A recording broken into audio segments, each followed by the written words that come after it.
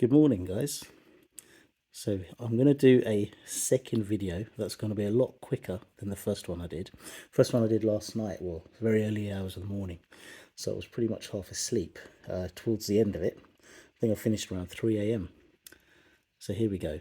Decided now we've got a bit of sunlight to actually put the Black Bay Pro in the sunlight so you can get a better view of it and really see the texture on the dial.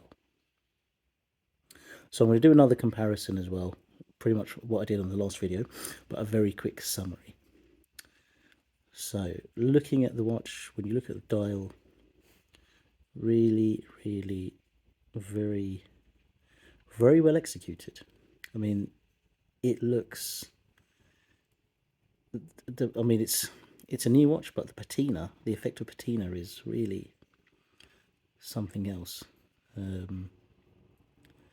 As you can see, the dial has a sort of black, it's a black matte dial, but I don't know if you can really get an idea, if you can sort of see the texture on it, particularly where all the hands join up in the center of it. It's very sort of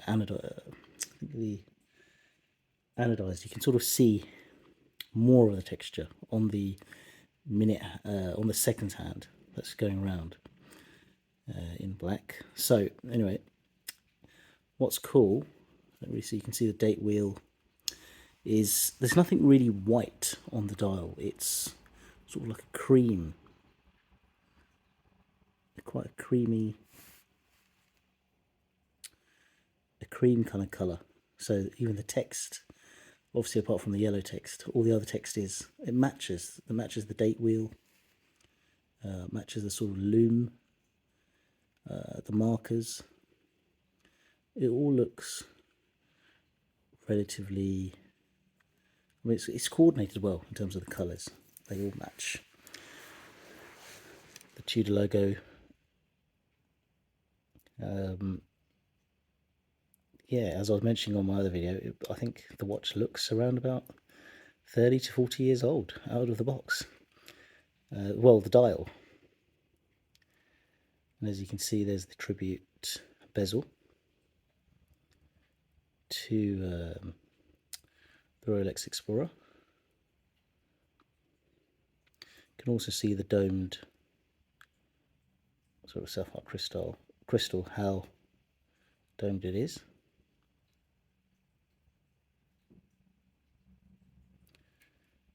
And the crown, let's try and get that in focus.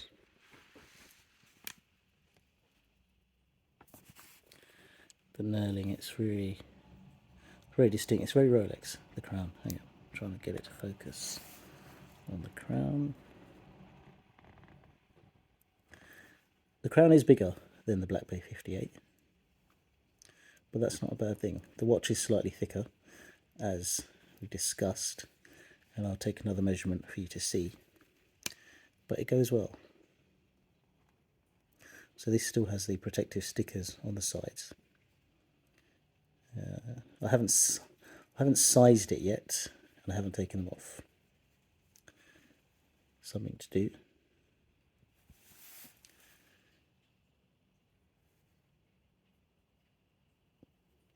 Okay. So the text matches the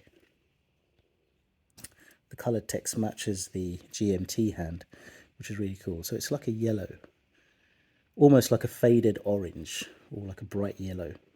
The camera, I don't think it's actually getting the correct colour. It's sort of saturated it a bit, but it's like a faded yellow, almost like Big Bird from the Sesame Street. So like a faded, it kind of matches. It's not too bright, but it's definitely got presence. And it's like a faded sort of yellow. Right, I'm going to compare it now to a few other watches, also in the sunlight.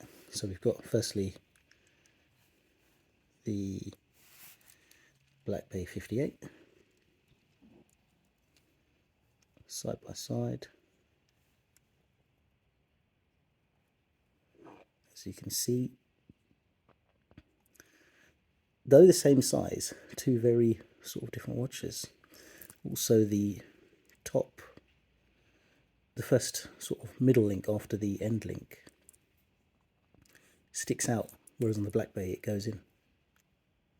So this definitely gives more of a presence when it's on your wrist, because it will be a bit more rounder.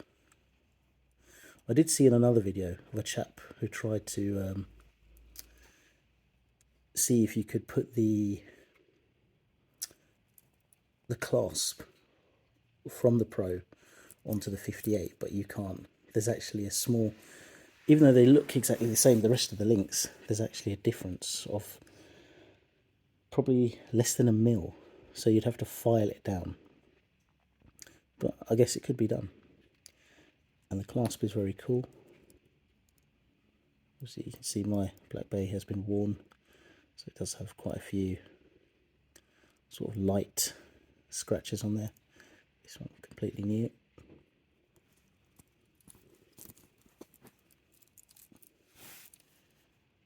Okay, so let's put it up against a few watches to compare the thickness. So we've got here, we're going to compare it with a Black Bay 58.